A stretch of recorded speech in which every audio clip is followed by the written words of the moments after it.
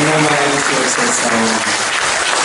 다음 세대 우리 예스 옛들 LPC 임팩트까지 세계기관이 지난 주간에 다 마쳤습니다. 다음 주간 이제 주일날 지나면 13, 14, 15 다니엘 거진이라는 데 강원도 고성 거기로 이제 말씀을 떠나면 다 기관들이 마쳐지게 됩니다. 애써주시고 선생님들이 우리 대성리 펜션으로 우리 중고등부를 갔었는데 주방이 너무 열악해서 여기서 해가지고 날랐어요.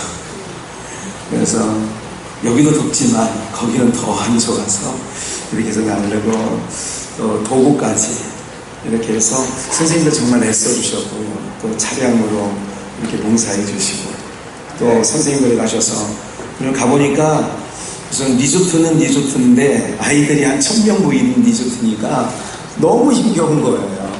9층까지 올라가는데 한 엘리베이터에서 10분 정도 기다려야 되고 막 여러 가지 열악했지만 그래도 이 불볕더위 여러분들 세상 학교는 덥다고 수업이 안 된다고 방학을 하는데 교회는 미쳤죠. 안 된다고 하는 때 몰아놓고 이렇게 하니 그게 아마 주님의 은혜가 아니면 안 되는 것 여러분 알고 계셔야 되고요. 누군가의 헌신과 누군가의 수고가 있으셨기에 가능한 일들이었다는 것 여러분들 나는 아무 손 하나 까딱 안 했다고 좋아하지 마시고요. 오늘 제목이 그래서 가족인데 말씀을 한번 참고하겠습니다. 마가복음 3장 31절로 35절 말씀이 되겠습니다. 신약성경 57쪽 제가 가지고 있는 성경책 신약성경 57쪽에 마가복음 3장 31절로 35절 찾으신 줄 알고 우리 한 목소리로 합독하겠습니다. 때에 예수의 모친과 동생들이 와서 밖에 서서 사람들을 보내어 예수를 부르니 무리가 예수를 둘러 앉았다가 여짜오되 오소서 당신의 모친과 동생들과 너희들이 밖에서 참말이다. 대답하시되 누가 내 모친이며 동생들이냐 하시고 둘러앉은 자들을 둘러보시며 가라사대 내 모친과 내 동생들을 보라. 누구든지 하나님의 뜻대로 하는 자가 내 형제요 자매요 모친이라. 아멘. 옆에 누가 인사 나누겠어요? 이렇게 인사했으면 좋겠어요. 폭염 속에서도 살아보셨네요. 한번 인사할까요? 폭염 속에서 살아가 주신 것을 인사 나누셨으면 좋겠어요. 왜냐하면 폭염 때 죽는 사람이 있으니까 살아왔다는 게 얼마나 이게 잘한 거예요. 우리 한번 복창해 보실까요? 가족. 한번 더요. 가족. 왜? 우리에게는 넓은 의미에서 가족이 우리가 믿는 사람들에게는 두 개의 가족이 있습니다. 물론 사회에서도 직장을 다닐 때에 직장 생활하는 것도 어떻게 보면 한 가족일 수가 있어요. 제가 이제 여러분 2시 12시인가요? 강석과 MBC 라디오 프로그램에서 이혜영님인가? 맞나요? 김혜영? 이혜영? 어쨌든 혜영이는 맞는 것 같아요. 강석과 그 프로에 그게 아마 몇 년 된 거 혹시 기억 못 하시죠? 오래된 거는 아는 거였어요. 가끔 그 프로를 지난주에 언뜻 지나가면서 들은 것 같아요. 제가 프로에 고정해놓고 저는 이제 극동방송 주로 라디오를 들을 때는 또 이렇게 듣는데 마침 그 부분이 시작하는데 순간 이 생각을 했어요. 이 두 사람이 그 프로그램에 아마 둘이 호흡을 맞춘 지가 아마 10년은 훨씬 된 것 같아요. 20년도 넘은 것 같아요. 어떻게 보면 그 오랫동안 그렇게 매일 맞춰서 있으면 또 준비하기 위해서 또 모여야 되고요. 또 끝나고 나서도 뒤에 또 있는다고 하면 실질적으로 자기 남편, 자기 부인하고는 얼마나 둘이 부부는 아니죠. 네. 그럼 얼마나 둘이 어떻게 보면 더 많은 시간을 부부보다 더 많은 시간을 보내겠다 하는 생각이 갑자기 든 거예요. 여러분의 자녀들이 하루에 몇 분 정도, 몇 시간 정도 부모님과 이렇게 있나요? 별로 없죠. 남녀분들이 다 이제 직장 생활하니까 오히려 직장에서 최소한 8시간 같이 있잖아요. 오히려 그렇게 보면 자기 가족하고 지내는 잠자는 것 빼놓고는 헐 많이 지내는 것 같다 생각을 해요. 여러분 그런 생각 가끔 해보시죠. 네, 더 많은 시간을 보내고 있는 것이죠. 그래서 그런 의미에서 사회에서도 어떤 의미에서 넓은 의미에서 가족이라는 말도 쓰긴 하는 것이죠. 이 가족이라는 게 도대체 뭘까요? 가족이라고 하는 게 왜 필요할까요? 여러분 요즘에는 이제 핵가족 시대가 돼가지고 이제 많이 좀 이런 가족에 대한 의미도 많이 옅어져 가는 거가 좋은 걸까요? 안 좋은 걸까요? 저는 안 좋다고 봅니다. 전혀 안 좋습니다. 여러분들 좀 대형마트에 이렇게 가보면요, 그 먹거리 쪽에 가보면 여러분 아세요? 청국장이든 무슨 먹고 언뜻 국이 생각이 많이 안 나는데 또 뭐 있을까요? 국이 설렁탕도 있고요, 여러 가지 있잖아요. 다 그게 끓이면 되는 거, 한번 딱 뜯어서 끓이면 되는 거 알고 계시죠? 그냥 렌지에 또 넣으면 다 되는 거 알고 계시죠? 밥도 햇밥 렌지에 돌리면 되는 거예요. 요즘 돌리면 다 되고요, 뜯어서 이렇게 물에 넣어서 한번 끓여주면 다 되는 거고요. 지금 다 돼요. 왜 그런 식품들이 나올까요? 네? 이런 것들이 좋은 건 아니라고 생각을 해요. 일단 건강 안 좋아요. 그거 어머니가 해주는 거, 아내가 해주는 것보다 훨 건강 안 좋습니다. 정말 안 좋은 거 알고 계시죠? 네. 그러니까 우리가 이런 부분들을 보면 혼자, 그래서 우리나라 통계청에서 낸 통계가 있잖아요.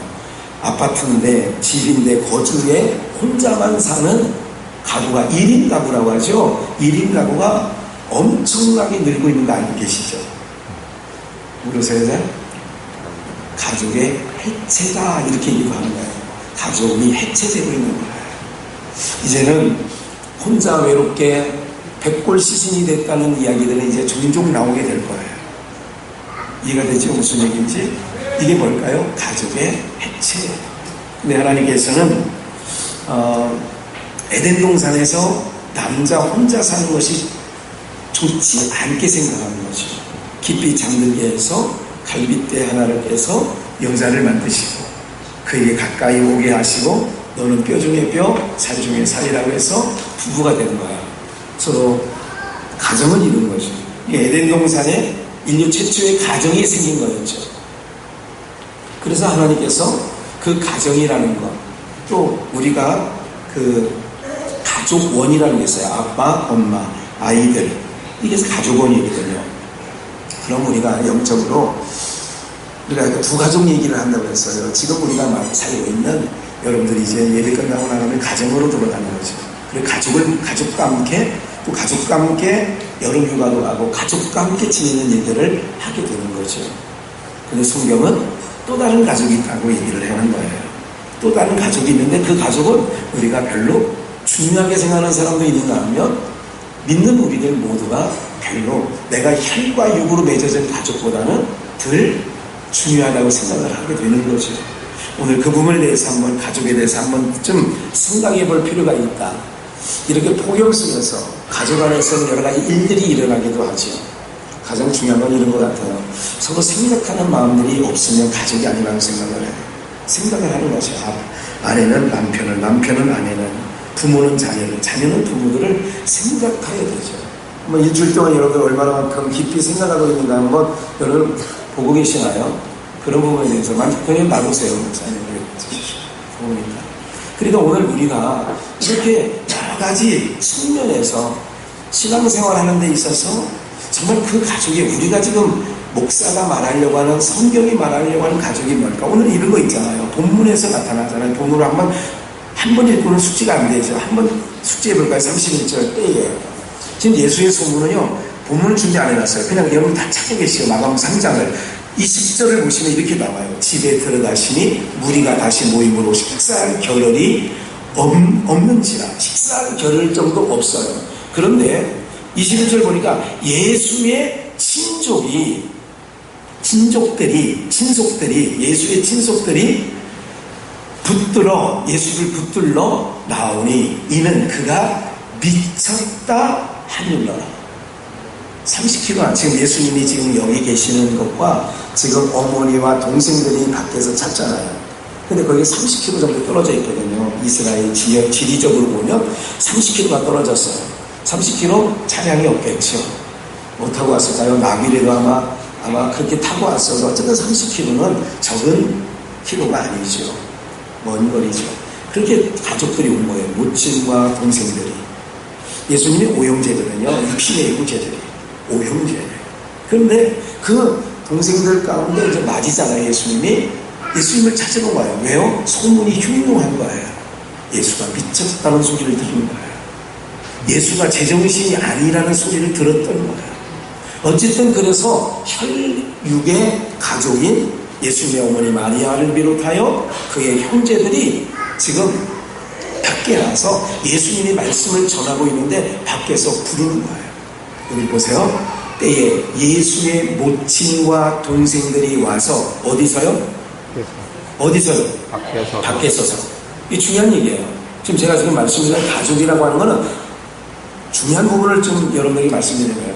밖에 서서 사람을 보내어 누구를 불러요? 예수를. 지금 그런 게 뭐냐면 가족은요 밖에 있는 자들이 아니에요. 중요한 거예요. 다시요. 가족은 밖에 있는 자가 가족이 아닌 거예요. 그러면 가족 안에서 멀리 떨어져 있는 자가 가족 아니에요. 아니 그런 의미를 얘기하는 게 아니에요. 좀만 더 설명을 들어보시면 알아요. 예수님의 어머니가 왔대요. 동생들이 왔대요. 그런데 어디서 불러요? 밖에서 불러요. 예수님을 부른대요. 그러니까 그 다음 말씀일까요? 무리가 예수를 무리라고 하는 것은 예수님과 함께 있는 자들이 또 있는 거죠.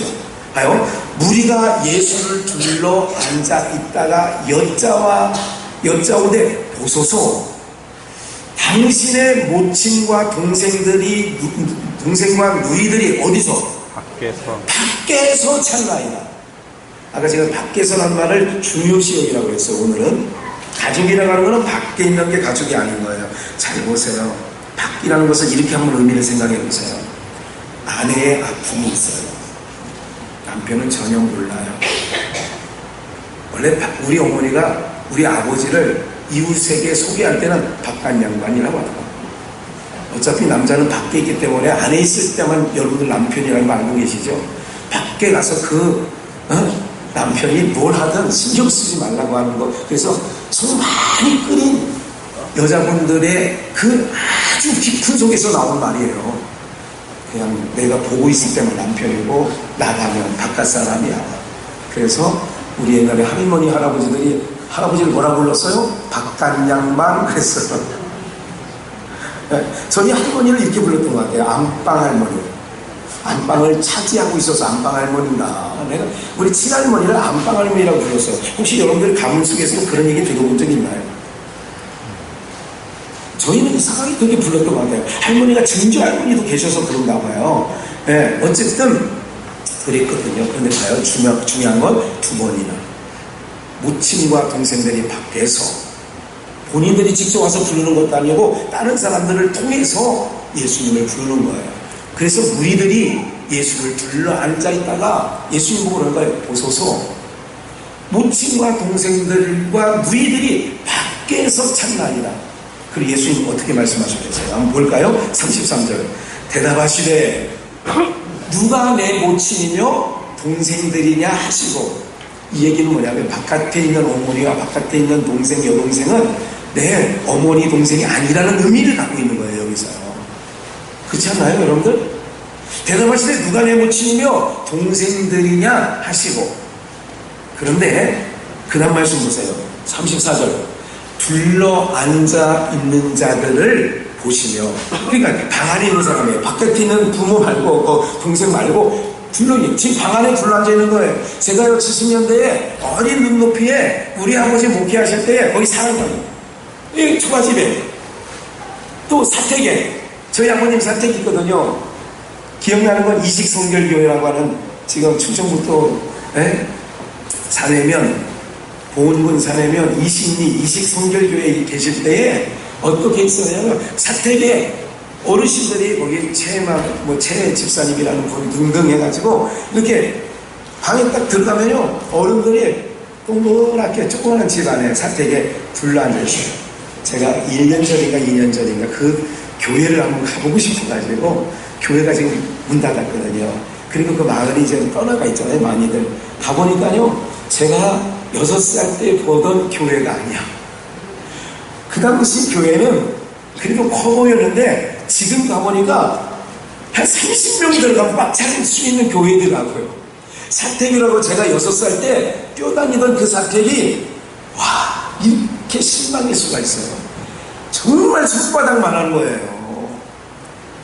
여러분들 다니던 초등학교, 국민학교 혹시 시골에 가는 일이 있어서 가주시면 그 학교가 국민학교 다닐 때는 괜찮았는데 지금 가보니까 그 학교가 크다. 작다. 작지. 우리가 그만큼 생각이 커지고 보는 눈이 커져서 그렇게 된 거죠. 그 학교는 그대로 있는 거였지. 그런 거예요. 거기서 옹기종기 집사님들이 사택이로 오셔서 이렇게 담소를 나누고 또 아버님이 성경 공부를 하셨던 것 같아요. 말씀 전하기를 좋아하셨거든요, 아버님이. 그렇게 했던 것 같아요. 그러니까 바로 그거예요. 둘러앉아 있는 자들이라고 하는 둘러앉아 있는 것은 옹기종기, 오밀종이라는 얘기예요. 아시잖아요, 여러분들. 여러분들이 살던 옛날 집 생각해보세요. 오밀종이 콩나물 시기처럼 다들 있잖아요. 그 동생들을 보느라 그러면서 이렇게 얘기를 하는 거죠. 여기는 내 모친과 둘러앉는 자들에게 가라사대 내 모친과 내 동생들을 보라 그런 거예요. 바깥에서 찾는 어머니, 바깥에서 찾는 동생이 아니라는 거예요. 그럼 가족이 두 개가 있죠. 예수님에 있어서 의미적으로 볼 때 바깥에서는 혈과 육으로 조성된, 결연된, 혈연으로 맺어진 가족이고, 둘러앉아 있는 자들은 뭐예요?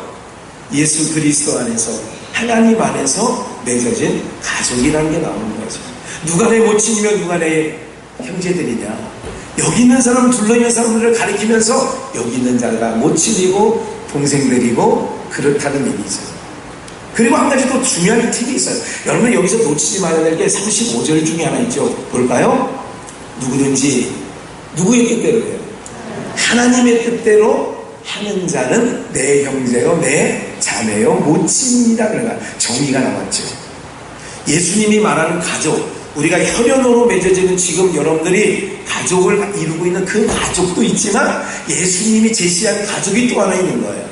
어떤 가족이냐? 하나님의 뜻대로 하는 자들이 가족이라는 거예요. 그럼 하나님의 뜻대로 하는 자가 내 형제요 내 모친이요 내 자매라는 거죠. 오늘 두 가지 거죠. 가족은 밖에 있는 자는 아니다. 그 얘기는 바로 뭐라고 그랬어요? 고민을 같이 나눌 수 있어야 가족이라는 거예요. 남편이 내 고민을 나눠줬을 때 그때 비로소 남편인 거예요. 내 자식이 부모의 사정을 좀 어느 정도 알아야 저희들은 그때 진정한 내 자녀가 되는 거예요. 부모가 자녀가 얼마큼 힘든지 제가 올해 들어서 2번 정도 이런 얘기 들었어요. 아들 전도사에 내가 얼마나 힘들었는지 아십니다. 그때 그 말 들은 순간 나 정말 쇠망치가 하나 맞는 줄 알았어요. 내가 얼마나 힘들었는지 아느냐고. 아버지 생각은 그런 거예요. 네가 무슨 돈을 벌어도 주냐, 쌀을 팔아도 먹냐, 네가 무슨 뭘 하는데 힘든다. 근데 본인은 힘들었다는 거예요. 아버지가 그 사실을 알고 있었느냐는 거예요. 얼마나 힘들었는지. 그 순간 너무 아픈 거예요. 아들인데 그 아들의 아픔을 모르는 아버지였다. 가족이 아닌 거죠. 그때 너무 마음이 아픈 거예요. 힘겨운 거예요. 이해가 되세요? 무슨 얘기인지? 네? 너무 안타까운 거예요. 우리가 영가족이라는 거예요. 사랑하는 여러분들, 예수님은 이런 말씀을 하는 거예요. 바깥에 있는 혈과 육으로 맺은 그 가정, 그 모친, 그 형제들도 있지만 다른 말로 너희가 둘러보시면서 너희가 내 형제고 내 자매고 내 모친이라는 거예요. 그럼 오늘 여기 계신 분들이 의미적으로 말하면 하나님의 뜻대로 하는 것만 이제 확인하면 될 것 같아요. 하나님의 뜻대로 하는 자가 내 형제라는 거예요. 그럼 하나님의 뜻이 뭘까요? 요한복음 6장으로 가볼까요? 이렇게 말씀하고 있어요. 6장 39절. 나를 보내신 이의 뜻을 행하려 함이니라. 예수님 하신 말씀이에요. 예수님은요 그의 전 세계가 전 역사 가운데 한 가지만 생각했어요.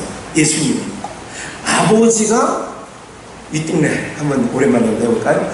윗동네는 하나님 나라를 얘기하는 거예요. 하나님께서 성자 예수 그리스도를 죄와 사망으로 덮여있는 우리 보이는 이 형상세계, 오늘 지구촌이라고 할까요? 여기 있는 자들로서는 여기를 올 수가 없는 거예요. 그래서 예수님만이 이 동네에서 이 동네로 우리를 구원하러 자기 백성을 데리고 가시려고 이쪽에서 오셨다는 말씀. 그런 의미에서 나는 길이요라는 거예요. 오늘 찬양 불렀잖아요. 주님만이 이리 오니, 주님만이 이 길로 갈 수밖에 없는 거죠. 그래서 예수님만이 우리를 하나님 나라 아버지 저소로 데려가실 수 있는 줄 믿습니다. 그럼 아버지의 뜻은 아들을 이 땅에 보냈는데 왜 보내느냐? 내 백성 데리고 오라는 거예요. 하나님께서 이 어둠에 사망에 잠겨있는 자기 백성이 있다는 거예요. 그러니까 아들을 보내서 그들 스스로는 도저히 올 수 없는 나라니까 아들을 보내신 거예요. 이게 하나님의 사랑인 줄 믿습니다. 여러분들 같으면 죽는 줄 알고 여러분들의 자녀를 보낼 수 있겠습니까? 여러분들 알고 보낼 수 있겠느냐고요. 못 보내는 거지요. 근데 우리 하나님은 그 일을, 그래서 하나님은 사랑이신 거지. 그래서 이 예수님의 뜻은 뭐냐면 이런 거예요. 내 백성 데려와라. 이게 하나님께서 예수님에게 보내신 뜻이에요. 그래서 나를 보내신 이의 뜻은 어떤 거냐? 나를 보내신 뜻은 내게 주신 자 중에, 그 얘기는 예수님에게 주셨다는 얘기는 창세전에 하나님의 백성 삼은 자들이란 말이에요. 에베소서 1장에 보니까 창세전에 하나님의 아들들 되게 하시는 하나님의 백성들이 있어요. 근데 그 백성이 어디에 있다고요? 어둠에 있는 거예요. 그 백성이 어디 있다고요? 사망의 그늘에 앉아 있는 거예요. 그래서 사망은 생명으로 알면서도 못 가는 거예요. 그래서 예수를 보낸 거라니까. 그럼 예수님이 오신 목적은 딱 한 가지. 이 땅에 하나님의 백성이 어둠 가운데 있지만 빛을 비춰보면 진짜인지 가짜인지, 양인지 염소인지, 암까마귀인지 식까마귀인지 살펴볼 수 있는 거예요. 그래서 예수님이 빛이니까 그 빛을 따라서 자기 백성들이 모이는 거죠. 오늘도 그 십자가 아래 우리가 이렇게 모이듯이. 이해가 되시죠? 그러면 그 아버지의 뜻은 계속 볼까요? 내게 주신 자 중에서 하나도 잃어버리지 아니하고. 그래서 걱정하지 마요. 구원은 걱정하지 않으셔도 돼요. 예수님이 자기 백성, 하나님의 백성은 다 찾아가지고 가실 거예요. 걱정하지 마세요. 그래서 이해가 되세요? 무슨 얘기인지? 신앙생활하면서 두려움이 없어야 돼요. 우리 하나님은 돼지 가족 중에 소풍 갔는데 숫자를 적어서 도시락을 17개만 싸가지고 왔어요. 18마리인데. 근데 시더라. 누구를 아셨다고요? 우리 예수님은 돼지과가 아니에요. 예수님은 다 찾아내요. 그래서 지금도 선교사님들을 곳곳에 보내서 다 지금도 주님이 찾고 계신단 말이죠. 주님 찾아오셨네. 주님은 찾아오는 거예요. 기독교는 찾아오는 거예요. 거의 무속은, 세상에서 말하는 종교는 신을 찾아가는데 기독교만은 찾아오셔요. 그래서 이민족 가운데 150년 전에 찾아오셔서 우리 이민족을 자기 백성들을 찾아서 예배당이라고 하는 곳에 모아서 천국 가기 전이니까 이 땅에서 천국 갈 백성들만 모여가지고 그 나라를 소망 삼고 갈망하고. 그래서 여기 왜 모이는 줄 아세요? 폭염 속에도 왜 모여 있다고요? 우리는 여기 가족이 아니에요. 하늘의 가족이랍니다. 그래서 우리가 하나님 나라로 가는 거예요. 보세요. 마지막 날에 다시 살리는 이것이니라. 하나님께서 예수님에게 보낸 뜻은 그렇습니다. 그런데 40절 볼까요? 함께 읽습니다. 시작. 네. 내 아버지의 뜻은 아들을 보고 믿는 자마다 영생을 얻는 이 마지막 날에 내가 이를 다시 하리라. 내 아버지의 뜻은 누구든지 하나님의 뜻대로 하는 자가 내 형제다. 하나님의 뜻이 뭐냐면 내 아버지의 하나님의 뜻은, 내 아버지의 뜻은 같은 말이에요. 아들을 보고. 아들이 누구죠? 예수님. 예수를 보고 뭐 하는 자예요? 믿는 자. 그러면 예수를 믿는 자는 지금 어디 계세요? 여기 모여 있잖아요. 여러분, 혈과 육으로 맺어진 가족은 교회, 여러분들 믿지 않는 남편이나 믿지 않는 아내나 믿지 않는 자녀가 있다고 해요. 부모가 있다고 해요. 그러면 여러분들은 지금 여기 가족으로 모였는데 여러분들의 혈육의 가족은 어디 계세요 지금? 밖에 있다니까, 밖에. 조금 이해가 되셨죠? 아버지의 뜻대로 행하는 자가 내 모친이라는 거예요. 아버지의 뜻대로 행하는 자가 내 형제라는 거예요. 그 아버지의 뜻이 뭐라고요? 이렇게 나타나는 거예요. 아버지의 뜻은 내 아들을, 너희를 구원하려고 보냈는데 이 아들을 믿는 자가, 예수를 믿는 게 아버지의 뜻, 하나님의 뜻인 줄 믿습니다. 그럼 여러분들은 모두가 여기 누굴 믿는 분들이에요? 예수님 믿는 분이죠. 그리고 예수님을 믿는다는 것은 뭐예요? 아버지의 뜻을 행하는 자죠. 아버지의 뜻을 행했다고 하는 의미는 우리가 영적인 의미에서 이제 뭐가 된 거예요? 가족. 뭐가 됐다고요? 가족이 됐어요. 가족은 다른 말로 한 식구라고 얘기해요. 언제가도 말씀드렸어요. 식구는 먹을 식자, 입구자예요. 입구자는 이걸 갖고 얘기하는 거예요. 그래서 내가 결혼 주례 설 때에 신랑 신부 오라고 해서 교육을 시키는 거예요. 산에 남자를 쓰잖아요. 밭전자에 밑에 뭐가 있어요? 남자 써있는 거 모르시잖아요. 힘력자가 있잖아요. 산에 남을 밭전자를 쓸 때는 입구부터 그립니다. 입구 제가 그래요. 입구에 가운데 뭐를 그어요? 열십자. 입구에 그러면 저걸 뭐예요? 10명의 입을, 힘력자죠. 10명의 입을 먹여 살려야 남자다, 그 얘기예요. 우리 남자분들 10명 정도는 먹여야 뭐가 된다고요? 남자가 된다니까. 그러니까 옛날 우리 할아버지 때는 남자였어. 근데 우리는 2명생을 키우는 것도 힘들다 그래요. 그죠? 그래서 나라가 좀 책임져 달라고 하는 거예요. 한둘 남았고. 정말, 아이고, 우리 증조 할머니를 12명 낳았다는데 그 12명 낳으신 분들이 지금 한두 명 갖고도 복복되면 어떻게 해요? 아이고, 그 한둘은 아무것도 아니라고. 그럴 거 아니냐고. 어쨌든 남자는 10명의 입을 먹여 살려야 남자라는 거예요. 근데 집에 가서 한 번 이제 싸울 때 네가 남자냐? 내 식구도 지금 못 살려 먹여가지고 벌벌 떨고. 아시겠죠? 남자는 10명 정도는 먹여 살려야 남자다 그러는 거예요. 무슨 말인지 아시겠죠? 요즘 이런 거 있잖아요. 뭘 저거 하면 어떤 남자, 저 남자 능력 있네. 능력 있는 남자가 뭐라고 얘기하죠? 돈 잘 벌고 많이 이렇게 사람들을 많이 이렇게 거느릴 수 있는 거를 능력 있다고 얘기를 하잖아요. 세상에서도. 여기까지 세상 얘기하고요. 그게 같은 식구는 뭐예요? 그래서 10명의 입을 먹여 살린다는 의미까지 거기 너무 확대 해석을 했는데, 그러면 식구예요. 중구비전 교회는 민목사님이나 김목사나 에서 내려오는 말씀을 여러분들이 뭐하고 사느냐? 먹는 거예요. 지금 여러분 말씀을 뭐 한다는 표현을 쓰죠? 먹는다. 예수님이 마지막 만찬을 떼면서 떡 한 조각을 들고, 이것은 떡 한 조각을 들고 쪼개시면서, 성만찬 기억하시죠? 내 몸이니. 그래요. 이거 뭐라고요? 내 몸이니. 이렇게 얘기하죠. 내 몸을, 살을 먹어야 된다는 거예요. 이거는 사실은 말씀을 의미하거든요. 그런데 몸을 나누는 거예요. 이 부분을 좀 마지막 부분에 찾겠습니다만, 그래서 한 말씀을 먹기 때문에 우리는 한 식구가 되고 가족이 되어지는 줄 믿습니다. 같은 음식을 먹어야 가족이라니까요, 여러분들. 그래서 식구들은 음식이 거의 20, 30년 아이들까지 다 살다 보면 부모님이 김치 잘 먹고 된장찌개 잘 먹고 막 이러고 옛날 그런 음식을 먹으면 애들도 어떻게 보면 2, 3살짜리까지도 다 잘 먹더라고. 청국장도 잘 먹고 다 맞죠? 눈포라고 머리 우리끼리 한 사람 외국 여자가 같이 왔어. 한국 음식 너무 매워요. 이러면 처음에 들어오면 가족이 아니라니까. 식구가 아니야. 식구는 같은 음식을 먹어요. 근데 거기는 뭐로 하냐면 치즈에 번복을 해가지고 빵, 아침에도 빵에 커피 한 잔 딱 하고, 근데 여기는 저기 청국장 끓여 먹고.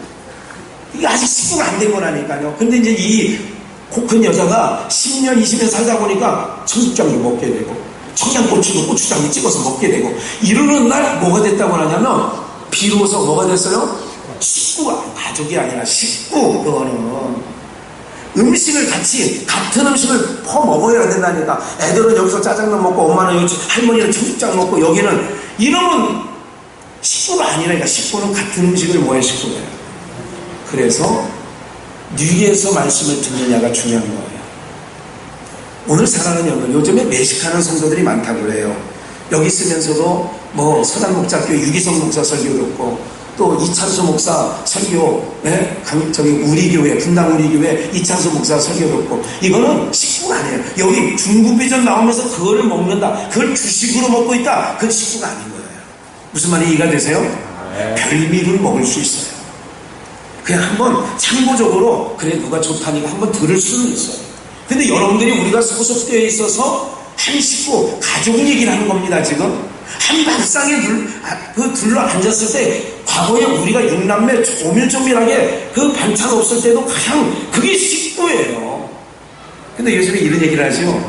야, 식구는 4명밖에 없는데 밥상은 3번 차린다. 아유, 징그러 죽겠어. 뭐 이런 분들이 있어요. 가끔 더운 날 이런같이 퇴근 시간, 집에 들어오는 시간이 각기 다 달라. 6시, 7시, 9시, 10시 이렇게 되면 다 밥상을 계속 차려야 되는 거죠. 여러분 기억을 하셔야 돼요. 오늘 우리가요, 자꾸 이 부분들을 놓치면 안 돼요. 혈과 육을 맺어진 가족도 같은 밥상에서 먹어야 식구가 되고 가족이 되는 거예요. 그래서 며느리가 들어오면, 며느리들 잘 들으셔야 돼요. 내가 아직 시집 온 지 20년이 되는데도 그 집 음식 맛을 잘 못한다. 그건 다른 식으로 살아오는 거예요. 무슨 말인지 이해가 되세요? 그러니까 자꾸 그 어머니가, 아버지가 뭘 좋아하는지를 얼른 파악을 해야 된다는 것도 얼마 전에 말씀을 좀 드렸어요. 뭘 좋아하시는지. 그게 식구라니까요. 그럼 중국비전에 모인 성도들의 그 내용은 하나님의 뜻을 행하는 자가 내 형제요 내 모친이라고 말씀했어요. 그러면 그거는 아까 말씀드린 예수 그리스도를 믿는 게 그거다. 그리고 예수 그리스도를 믿는다는 것은 그분이 말씀이에요. 나를 먹어야 된다. 나를 먹어야 된다는 얘기는 영적 말씀을 얘기하는 거거든요. 좀만 더 보실까요? 그래서 누가복음 10장 39절을 한번 잡고 넘어갈게요. 바로 그에게 마리아라고 하는, 그에게라는 건 마르다에게 마리아라고 하는 여동생이 있었어요. 주의 발 아래 앉아 그의 말씀을 듣더니, 주의 발에 앉아 그의 말씀을 듣더니, 40절 더 빨리 읽을게요. 마르다는 준비하는 일이 많아 마음이 분주한지라 예수께서 나와 가로되 주여 내 동생이나 혼자 일하게 두는 것을 생각지 아니하시나이까 저를 명하사 나를 도와주라 하소서. 주께서 대답하여 말하사대 마르다 말하면 내가 많은 일로 염려하여 근심하나. 42절 다 읽었죠? 여기 다 읽었어요. 그러나 몇 가지만 하든지 혹 한 가지만 할지라도, 이건 뭐예요? 세상 음식을 얘기하는 거예요. 부엌대기에 가서 부엌 얘기하는 거예요. 한 가지만 해도 좋다. 아니 몇 가지 중에서 한 가지만 해도 좋으니 마리아는, 네 동생은, 이런 거예요. 넘어가서 마리아는 이 무슨 편을 택했대요? 좋은 편을. 네 동생 마리아는 좋은 편을 택하였으니 뭐 하지 않는다고요? 뺏기지 않아요. 육신의 음식을 준비하는 거예요. 마리아는. 근데 마리아는 뭐가 음식이냐 봐요. 서로 한 식구에서 먹어야 되는 거예요. 요 사건 전에 요한복음 4장에 보면 수가성의 여인, 우물가에 물 떠온 여인 기억하실 거예요. 그럴 때 예수님과 대화를 나누죠, 이 여인이. 그런데 마침 이제 대화가 끝날 무렵, 네 남편 데려오라, 난 남편이 없나이다, 쭉 중간생자. 그러면 예배할 때 보니 곧 아버지 하나님은 영이시니 예배할 때 보니 곧 신령과 진정을 예배하는 자는 예배할지니라, 이렇게 얘기하는 거예요. 그러니까 그러면 그 그리스도라고 하시는 분이 오시면 그 예배를 드린다고 나는 그렇게 배웠습니다, 주일학교 때. 그렇게 얘기를 하니까 예수님께서 뭐라고 했냐면 신령과 진정으로 예배할 때 오늘 그리 있더라.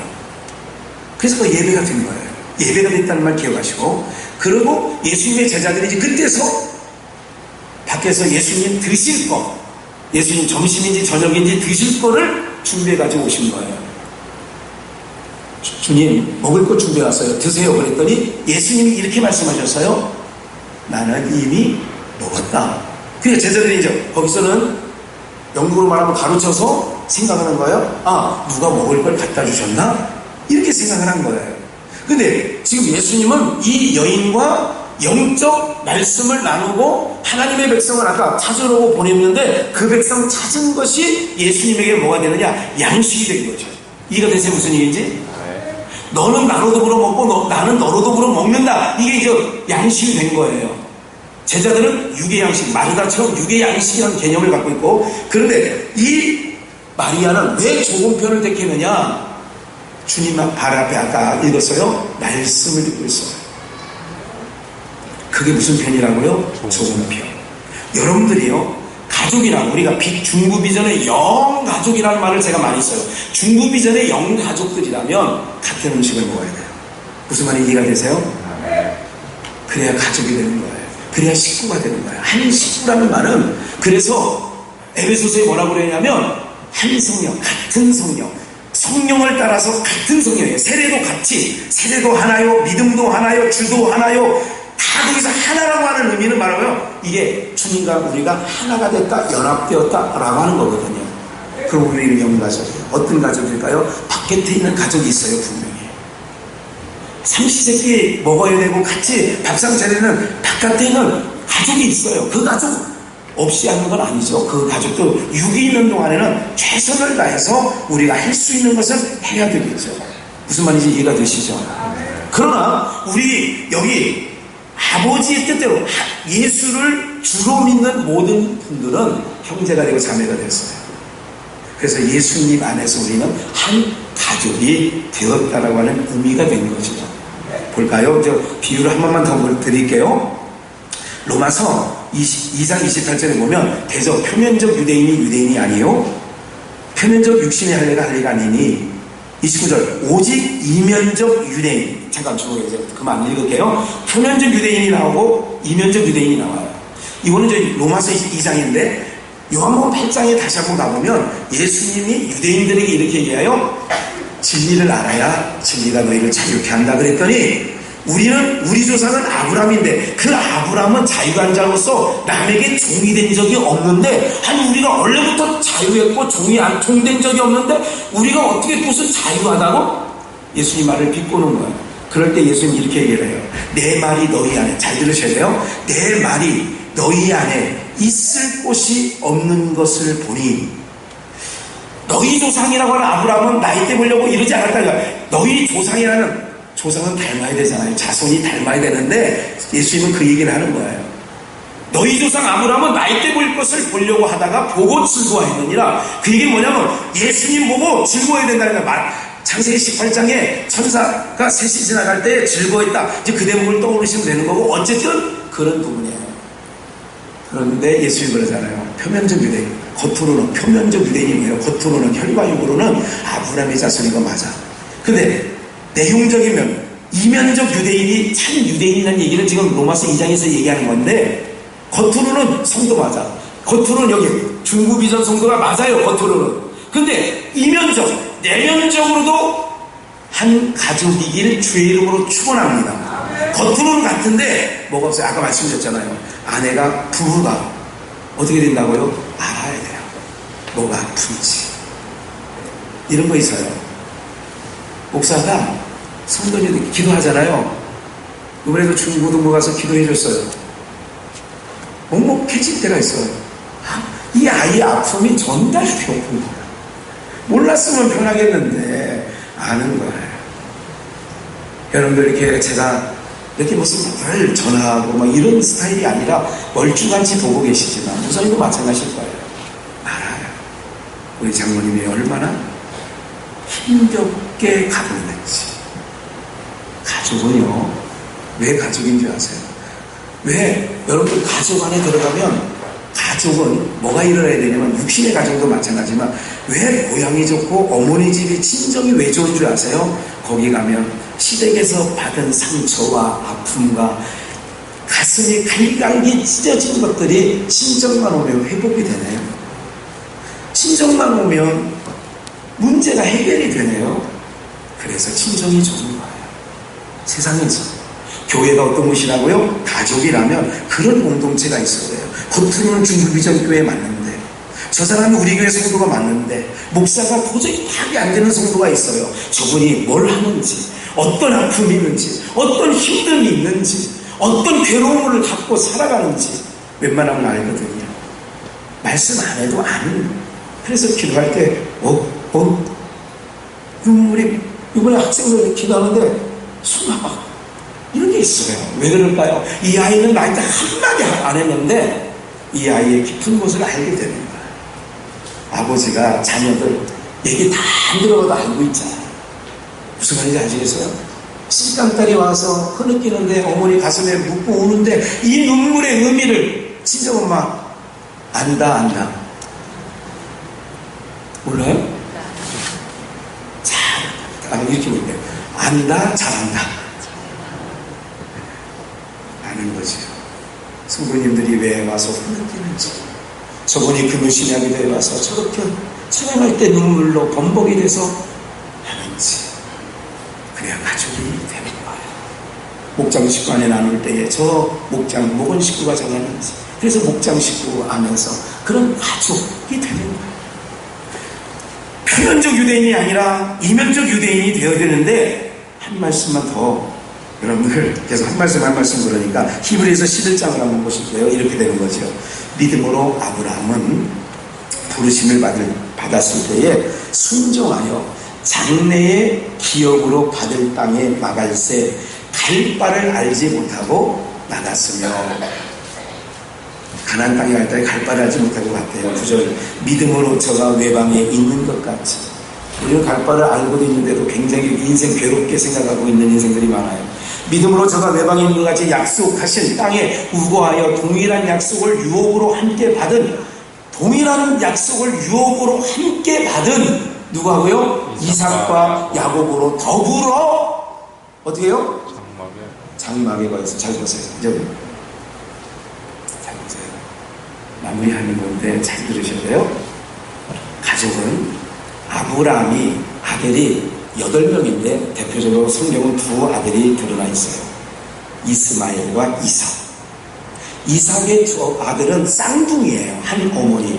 여기는 아버지는 같은데 이스마엘과 이삭은 아버지는 같은데 엄마가 달라요. 사라와 하갈로 달라요. 배다른 아들들이죠. 근데 이삭의 아들은 쌍태인데 한 어머니 리브가 쌍둥이를 뵌 거예요. 야곱과 에서. 근데 성경은 말은 뭐냐면 에서는 한 장막이라고 더불어 장막에 거했다는 얘기는 안 하잖아요. 여기서 아브람과 이삭과 야곱이 장막에 거하였으며, 그러면 이스마엘과 에서는 어디 있대요? 장막 안입니까? 밖입니까? 아까 그랬잖아요. 예수님을 그 모친과 형제들이 어디서 찾아요? 밖에서 찾는 거야. 근데 예수님은 누가 내 형제요, 누가 내 모친이라고 그래요? 안에 있는 자들. 더 정확하게 말하면 뭐 듣고 있는 사람들이에요? 예수님의 말씀을 듣고 있는 사람. 그럼 보세요. 에서는 왜 빠졌어요? 이스마엘은 왜 빠졌어요? 여기 아브라함이 동일한 약속을 유업으로 함께 받은 이삭과 야곱이 한 장막, 더불어 장막 안에 거했대요. 근데 여기서 왜 이스마엘과 이삭은 빠지는 줄 아세요? 그 사람들은 성경 창세기 보니까 들사람이야. 들락이야. 에서를 가리켜서 들락이 같고 이스마엘을 들사람이라고 했어요. 그러면 들사람과 들락이는 어디 거하는 자예요? 집 안에 거하는 자예요? 집 밖에 거하는 자예요? 그래서 장막 안에 빠져서 그는 식구가 안 되는 거예요. 가족이 안 되는 거예요. 무슨 말씀이에요? 우리가 중구비전의 영가족이라면 한 말씀을 영적으로 말하면 이렇게 말씀을 듣는 분들은 다 가족이 되는 거예요. 예수를 믿는 하나님의 뜻을 행하는 자가 내 가족이라면서요. 본문에 하나님의 뜻은 뭐예요? 예수 믿는 것. 예수 믿는 것도 같은 한 식구, 같은 말씀을 듣고 같은 장막 안에 거하여 가족이 되어지는 줄 믿습니다. 그래서 여기 계신 분은 가족입니다. 뭐로 맺어진 것? 예수 그리스도의 피로 맺어진 가족이죠. 이 가족은 어디까지 가느냐? 영원한 나라까지. 이 나라까지 가는 겁니다. 근데 사실은 우리는 여기 혈과 육으로 맺어진 집 바깥에 있는, 성전 바깥에 있는, 예수님 바깥에 있는 형제들이 더 가깝죠. 눈에는 여기 봐요. 그래서 우리는 육에 한계가 있는 거예요. 그게 너무 잘못됐다는 얘기가 아니에요. 이런 생각하는 거예요. 아니에요. 경상도로 제가 장가를 가잖아요. 경상도로 장가를 가는데 거기는 권씨 가문이었어요. 뭐예요? 그래도 양반꼴이래요. 양반. 근데 거기 동네가 풍속이 있는데 뭐냐면 돌아가실 때 뭐를 입고 가시냐면 수의를 입잖아요. 맞죠? 밤에 들어가려면 수의를 입어야 돼요. 그래서 수의를 미리 준비해 놓잖아요. 옛날 어르신들 보면. 근데 이 동네는 풍속이 명주 수의를 입어요. 명주. 그러니까 다 거의 매장을 합니다. 또 화장을 안 합니다. 그 동네 풍속이. 그러니까 매장을 하고 또 다 자리가 있어요. 다 자기네 밖에 있고 산도 있으니까.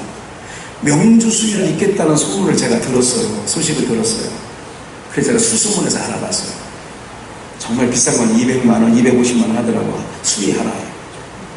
중국산 해도 90만원 들어요. 중국산 해도 90만원 들어요. 사랑하는 여러분, 내가 뭐예요? 목사예요. 거기 가면 7남매의 셋째 4위예요. 그러면 그래도 혈육에 뭐가 있어요? 제가 말씀드린 거 이거예요. 믿는다고 과거에 우리 아버님 신앙할 때 어떤 집단은 그랬다고요. 혈육은 가족으로 생각도 안 해요. 그래서 지금까지 40년 50년 동안 연락도 안 하고 산다니까요. 그거는 나중에 오후 예배 때 말씀드리겠습니다만 불신자보다 악한 자라고 여기 성경은 말하고 있어요. 근데 보세요.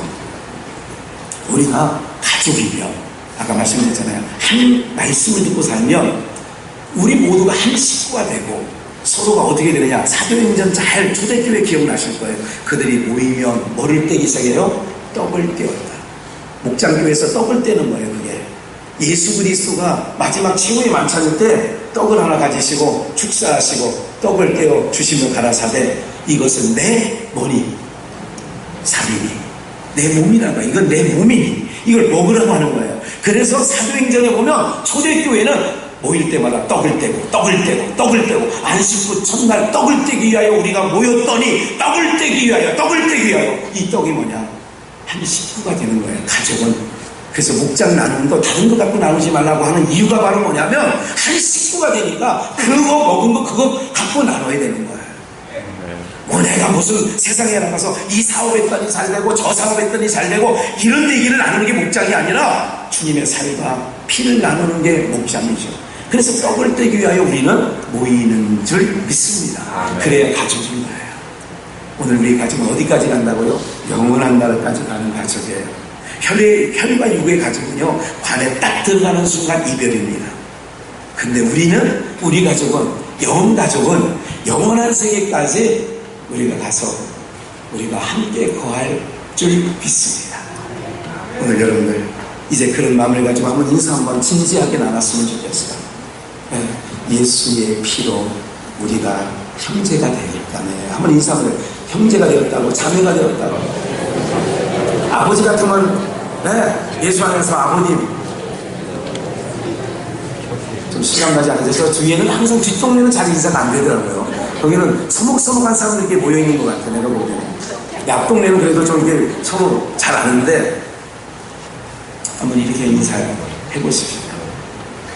주님 안에서 이제는 형제가 되었습니다. 자매가 되었습니다. 이렇게 인사하면서 아버지 꼴 되신 분은 주님 안에서 나의 아버지입니다. 한번 인사 한번 해볼까요? 시작. 주님 안에서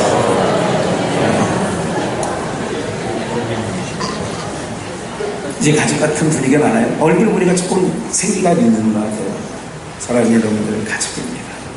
얼마나 아픈지 죄송해요. 늘 마음 아픈데 뭐냐면 성도님들의 아픔 깊은 것을 많이 헤아려 드리지 못해서 얼마나 아픈지 생각이 나요. 이 얘기를 꼭 좀 하고 가야 될 것 같네요. 정말 아버님 수가 6남매가 제가 5째인데 6남매가 제가 이런 생각을 했어요. 우리 여식, 우리 딸 둘이 결혼하기 전에 우리 아버지 형제, 친형제 6남매가 작은 걸 말고 빼고 한번 만났으면 좋겠다는 생각을 가지고 제가 자리를 마련한 적이 있어요. 한 일주전, 한 연휴 전에. 근데 저는 당뇨가 있어서 그런지 밤을 새우는 건 옛날엔 참 좋아했는데 그냥 한번 잤는데 해가 뜰 정도까지 얘기 소리가 나서 그냥 목욕탕 앞에 거기서 잠자리에 이렇게 자고 있는데 소리가 들리는 거예요. 몇 가지. 그리고 울음소리가 나는 거예요. 누이도 울고 형님도 우는 소리. 얘기하다가 그냥 우는 거예요. 철철철철 우는 거예요. 그 딱 듣는 건 한 가지 있었어요. 기억나는 거. 이 자리에 있기 때문에 좀 그렇지만 그 중에 형제들이 이런 얘기 하는 거예요. 그래도 너의 담임 목사는 동생이지만 김학현 목사인데 그 김학현 목사한테 그 얘기는 해야지. 나는 못하겠다는 거예요. 그러면서 그렇게 육남매가 엄청나게 우는 그 한밤새를 울면서 지나는 모습을 볼 때에 다들 힘겹고 버거운 것을 못 알아준 거에 대해서 얼마나 미안한지 죄송한지. 누이 권사가 늘 이 불볕더위에 그렇게 음식하면 음식하는 거 당연한 줄 알고만 있었죠. 어떻게 한번 정말 얼음냉수 같은 부분을 좀 어쨌든 혈육에도 가족이고 영가족이기도 하잖아요. 그런 생각을 한번 해봤어요. 에어컨이 안 나오는 25인승을 끌고 운행하는 운전하는 집사님들 생각 한번 해보세요. 타면 에어컨 안 나온다고 막 여기서 막 화가 나고 막 이렇게 했다는 얘기가 요 몇 주에 들렸어요. 근데 그 운전하시는 분 생각을 해보면 참 마음이 죄송하더라고요. 오늘 사랑하는 여러분들 왜 이런 마음이 들까요? 가족은 그 안에서 치유가 일어나야 돼요. 가족은 그 안에서 울면서 말하다가 마음에 응어리진 게 풀리는 게 가족인 거라. 이해가 되시죠? 숨겨놓지 마시길 바랍니다. 목장 안에 들어가서 진지하게 서로 다 친정 식구들을 만난 거니까 영적 친정 식구 서로 나가서 뭐가 아픈지 내 힘든 것만 생각하지 마시고 상대가 얼마나 힘겹게 이 자리까지 나와서 앉아 계시는지 이런 거 있어요. 제가 어느 날 왜 성가대 안 해? 이렇게 되는데 성가대 안 할 만큼 죽을 만큼 힘들었던 건 모르는 거예요. 그게 미안한 거지.